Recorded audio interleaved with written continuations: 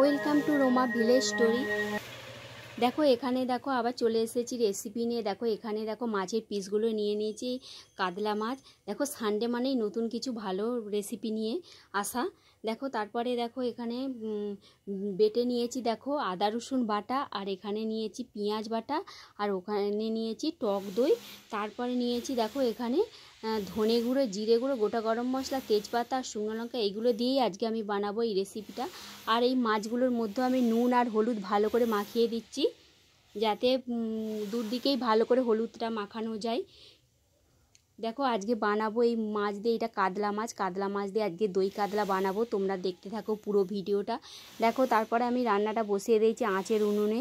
আমার দেখো তেলটা ভালো করে গরম হয়ে এলে তারপর আমি এসেছে, তারপর আমি মাছটা এক এক করে তুলে দিচ্ছি। ভালো করে মাছটাকে উল্টে পাল্টে আমি ভালো করে লাল লাল করে ভেজে নেবো। মাছ ভালো করে ভাজলে তবে মাছের মধ্যে দিয়ে আঁশটে গন্ধটা যাবে, নাহলে এক একটা মাছে কোনো মাছে হয়তো আঁশটে ভাব গন্ধ উঠে। মাছটা ভাজতে হয় ভালো করে। তারপর দেখো মাছটা ভাজা হয়ে গেছে। তারপর কড়াতে তেল ছিল, ওই তেলের মধ্যে গোটা গরম মশলা, তেজপাতা, শুকনো লঙ্কা দিয়ে আমি তুলে দিচ্ছি। দিয়ে পেঁয়াজ বাটাটাকে তুলে দিয়েছি, দিয়ে ভালো করে মশলাটা আমি ভালো করে ভাজবো।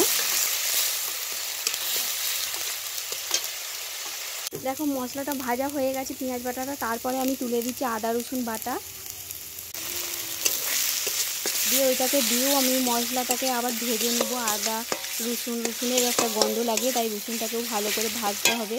তারপর মশলাটা আমার ভাজা ভাজা হয়ে এসেছে। দেখো মশলার মধ্যে থেকে তেল ছেড়ে গেছে। তারপরে ওর মধ্যে দিয়ে দেবো আমি নুন, গুঁড়ো হলুদ, গুঁড়ো লঙ্কা দিয়ে মশলাটাকে ভালো করে আমি কষিয়ে দেবো। তারপরে ফেটিয়ে রাখা টক দইটা আমি দিয়ে দেবো ওর মধ্যে, দিয়ে ভালো করে মশলাটাকে কষাবো। দেখো উপর থেকে তারপর আমি একটু চিনি ছড়িয়ে দিচ্ছি।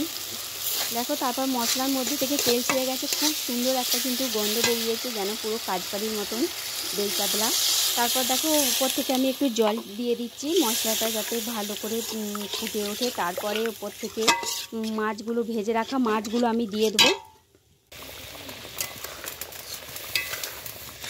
দেখো একটু ফুটে উঠলে তারপরে আমি একটু ওর মধ্যে ঘি দিয়ে দেবো।